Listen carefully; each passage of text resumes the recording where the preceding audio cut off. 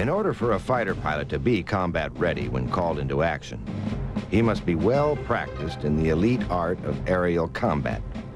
This is Miramar, California, nicknamed Fighter Town, USA. In 1968, the Navy established Fighter Training School for its pilots. It was here that the Navy's two premier fighters first came head-to-head in a simulated combat. It is Crusader versus Phantom.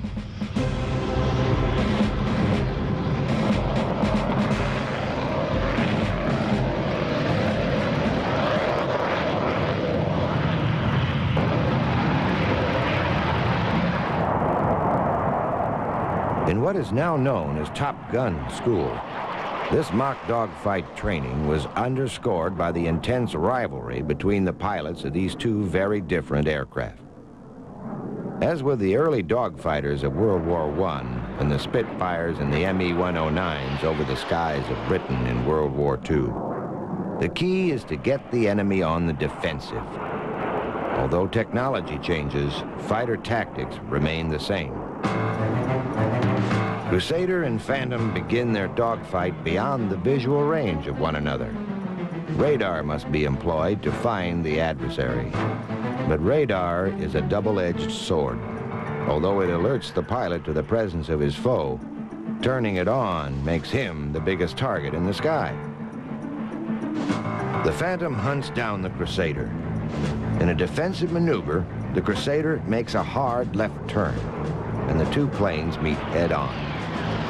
From now on, all contact will be visual. It is a classic dogfight.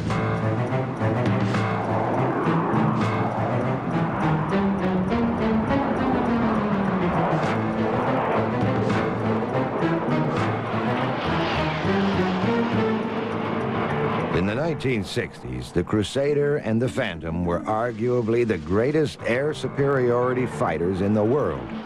And not surprisingly, the rivalry between the two was intense. The Crusader pilots saw themselves as true fighter jocks, uninhibited by the multi-mission role performed by the Phantom. Likewise, Phantom pilots joked the Crusader's cannons represented the technology of an older generation. But like all inter-service rivalries, it was that of two siblings. They were competitive, but when push came to shove, they were on the same side.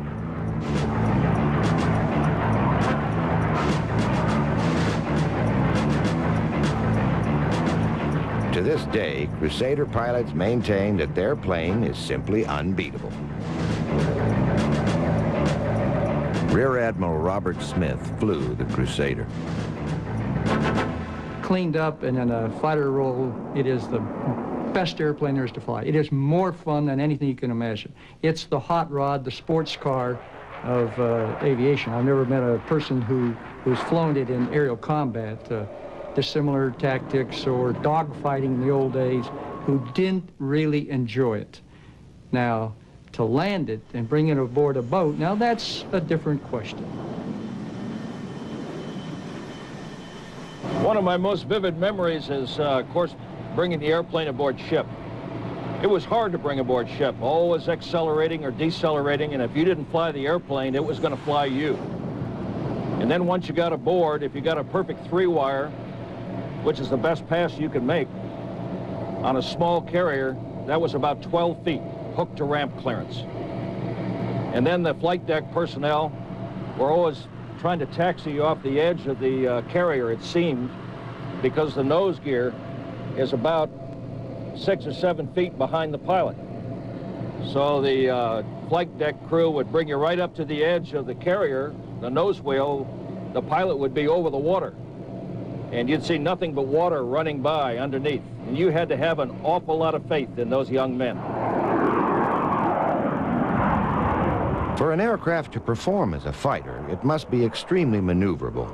But of course, in order for a plane to be made more agile, stability must be taken away. While instability is the friend of any pilot engaged in the chaotic game of aerial combat, during landing, it becomes his enemy.